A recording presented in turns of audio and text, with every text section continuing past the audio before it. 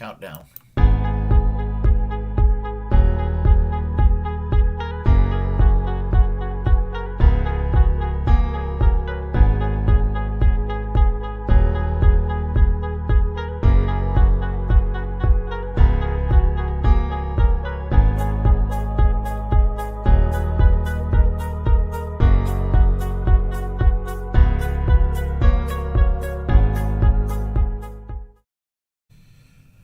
Hello, how are you? I'm going to say this morning, since it's almost 4 o'clock in the morning right now. So whatever time you happen to see this video, greetings and salutations, and I'm hoping you're having a great morning, a great middle of the day, a great afternoon, or a great evening, or a great middle of the night for all we can ever guess. I want to talk about how Meghan McCain plays the victim card, because it's ironic. I thought that I only thought that liberals played the victim. I only thought that to hear conservatives speak, that only African Americans and Latinos and the LGBTQ community and Muslims and people who are not making it economically are all just playing victims, and they need to just put it on their big pants and pull themselves up by their bootstraps and just take it. And I thought that was what conservatives say, but I guess there's a different standard when it comes, when a conservative is suffering from what they think they're being a victim of. But anyway, she's playing the victim, and she goes crying on Fox News on Sean Hannity.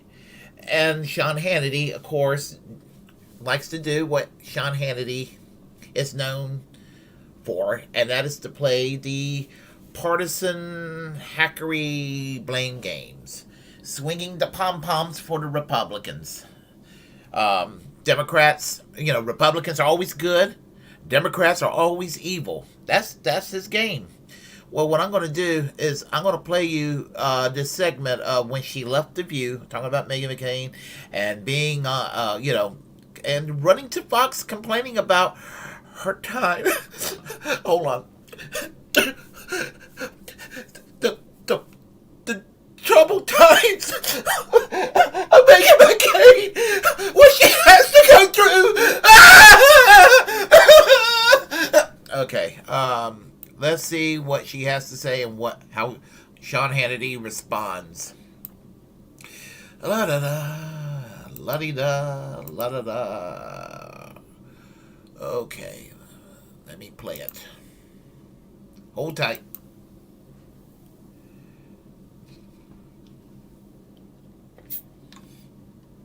Okay, it's buffing. Give it a second. I don't know why it's doing that.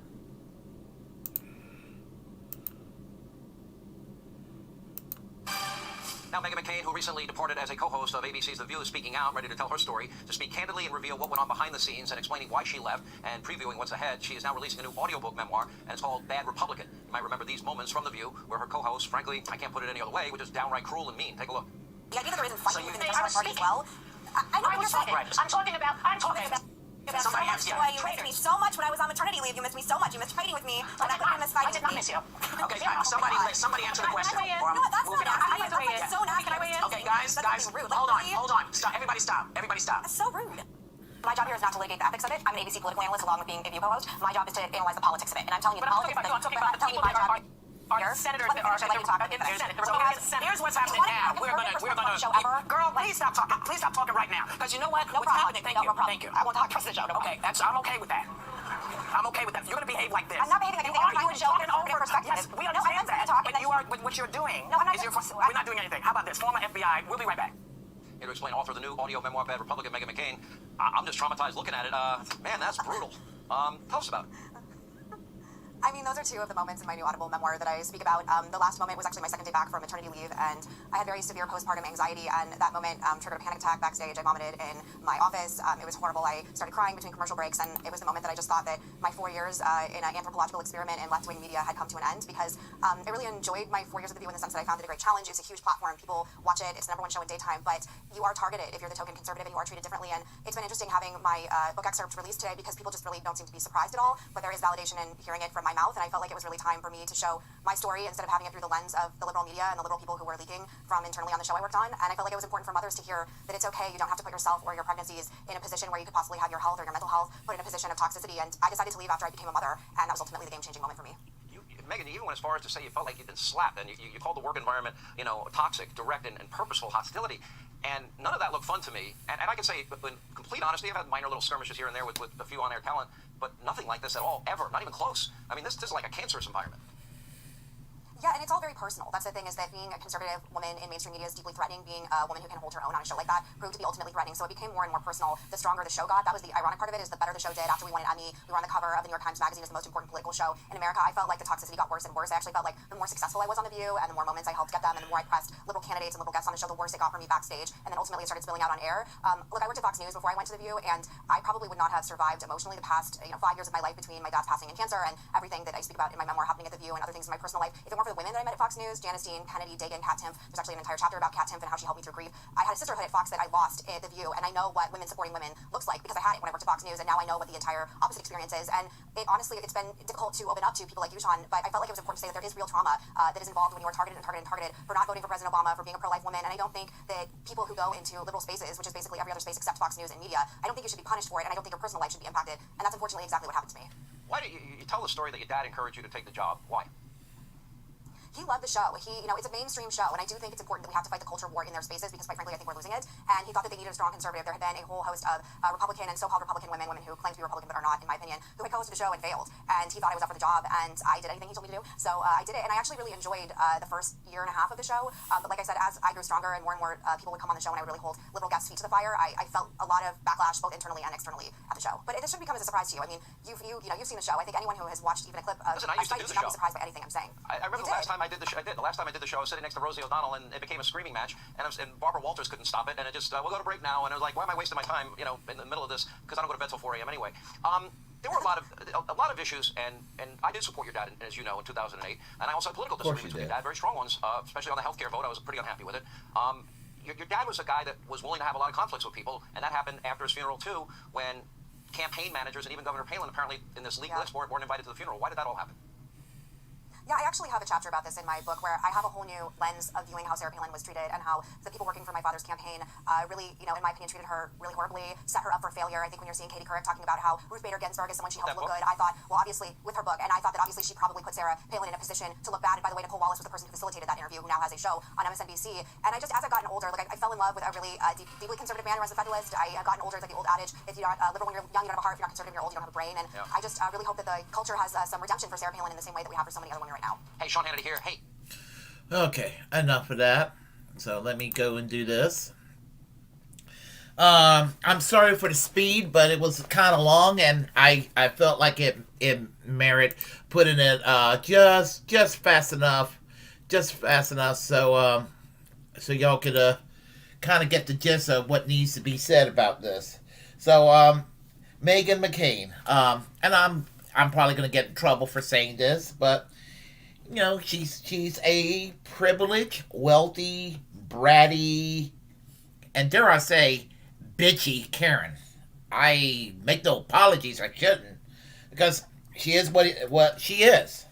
Joy Behar, unpleasant, shrill, but strangely enough, of all the people on The View, and I hate The View, I despise The View, but of all the people on The View, in its current lineup, Joy Behar is probably the only person that comes close to being a stop clock giving the right time twice a day. That doesn't mean I like Joy Behar, but I probably despise Joy Behar the least on The View. She is capable of independent thought, unlike Meghan McCain, who is a movement conservative, unlike Whoopi Goldberg, who is a corporate Democrat that just happens to be a Hollywood celebrity, and some of the others I really don't pay any attention to. Whoopi Goldberg, side news. I used to like her as an actress, but since she decided to shit on Bernie Sanders and AOC a year and a half ago close to 2 years ago on The View, and that was when Bernie Sanders and AOC were much better politicians. I'm going by that. And I'm going to add Tulsi Gabbard, too, when she was a much better politician before she decided to grift. To have her and, Meghan McCain. She took an opposite view on foreign policy from Meghan McCain. Now, unfortunately, with Tulsi Gabbard, I have to say fuck Tulsi Gabbard because she decided to go and unknowingly side with Meghan McCain on foreign policies these days. So, but anyway, going back to what I was saying. I mean, there you have it. You have Joy Behar and you have Meghan McCain. Two people I don't particularly find likable. But, and some people will be like, oh, yeah, but, at the end of the day, you're just going to go and side with somebody who leans more Democrat than Republican. And that's what it comes down to between Joy Behar and Meghan McCain. Not really. I have more respect for Rand Paul, the senator of Kentucky, than I do, President Biden or Vice President Kamala Harris, because at least Rand Paul votes against war, neocon wars, while Joe Biden, even though he's withdrawn from Afghanistan, which was good. He's got a lot of blood on his hands when it comes to foreign policy. And and I'll just add a caveat that Rand Paul's father, Ron Paul, supported Joe Biden's withdrawing from Afghanistan. So I'm not being partisan, okay? That's basically my point. Nomke Kant, who's a contributor on the Majority Report. And I would say on the Majority Report, I probably dislike Nomke Kant more than anybody else on that program. She is a shit lib that makes Sam Cedar and Emma Vigeland and any of the other contributors on the show look sensible by comparison. Just not a fan of Nomke Kant. She's pro-censorship, and she just comes across as very disingenuous and elitist. Having that said, she's going to be a stop clock given the right time twice a day, because when she was describing, the contrast between Meghan McCain and people like Joy Behar and some of the other casts on The View, is that when it comes to the two-party partisan politics in this country, Meghan McCain today within the Republican Party doesn't fit the traditional, culture war divide the way she would have. Yeah, 10 years ago, 20 years ago, she was just another obnoxious Republican. But she's a little worse than that, believe it or not, but is perceived a little more sensible. And what I mean by that is she was a never-Trumper Republican. And what I mean by that, and I have always gone by the adage that do not fall under the misnomer that a never-Trumper Republican is somehow a reasonable, moderate Republican. In a lot of various cases, when it comes to a never-Trumper, they differ individually. But a lot of never-Trumpers, when it really comes down to policy, are actually to the right of Donald Trump. I mean, when it comes to relentless war, now Trump was pretty bad on foreign policy. He was just maybe less shitty than George W. Bush when it comes to foreign policy, but still bad enough because he allowed himself to be cucked by the Republican establishment in his administration. Having that said, to the Dick Cheneys of the world, and the John Boltons of the world, to for them, they looked at Donald Trump as Noam Chomsky.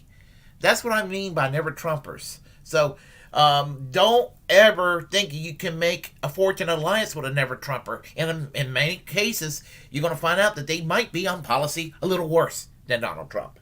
Not to say that Donald Trump is good, because he's not. But I just need to add that nuance in there. And I don't even think Nomke Kant was quite see it that way. But she is correct when she says that Meghan McCain doesn't fall under the typical Republican brand, because the Republican brand now is to be pro-Trump. And a lot of the obnoxious movement conservatives found value in Donald Trump because he actually governed a way.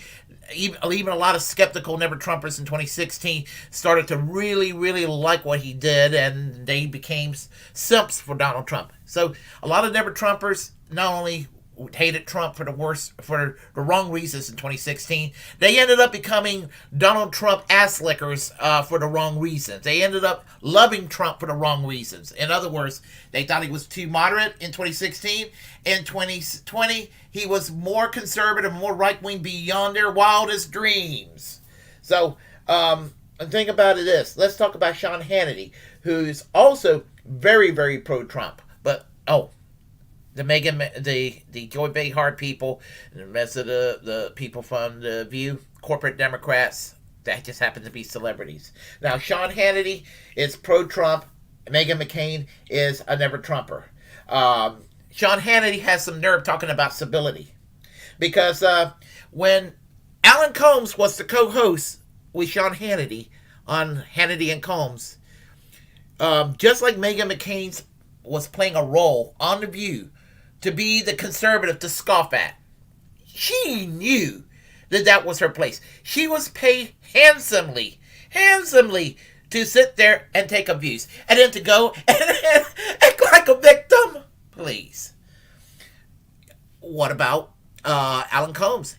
I mean, the difference between Alan Combs and Meghan McCain is he knew his place and he didn't go crying about it. He knew he was paid handsomely to sit there and be a little squirrel in front of Sean Hannity, while Sean Hannity was made to look like the all-American alpha male.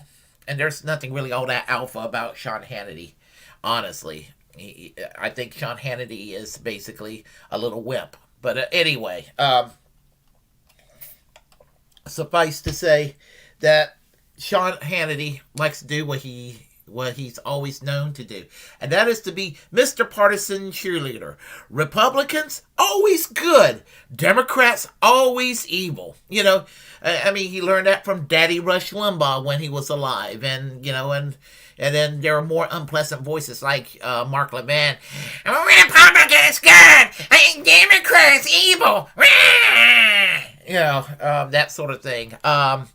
Or Glenn Beck. Same thing, you know, they all do the same formula, and, you know, just, and you go on any show on Fox, the same thing, you know, just all these radio shows, especially the backbenchers, they all learned it from these people.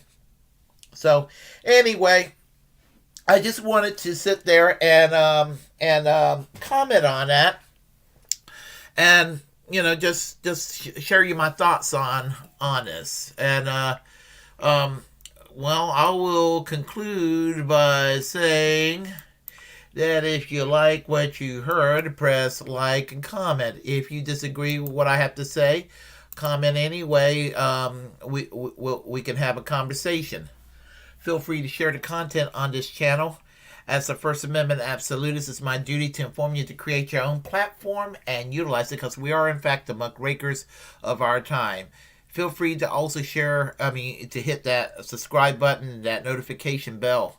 And I will conclude with some theme music here at the end, and wish you all a great day. And there's nobody on the chat line right this second. But anyway, here's the thing, that when I do these commentaries, I always do it live stream, and if anybody who shows up on the chat line, and I don't respond right away, I will have a conversation with you once everything is taken care of with my commentary. So I leave you with some music, and I wish you all, you know, a great day. Alrighty, hold tight. I'm gonna have to be more smooth in this one of these days. Okay. Well, it's not what I'm trying to do. I'm trying to do this. Okay. I will see y'all later.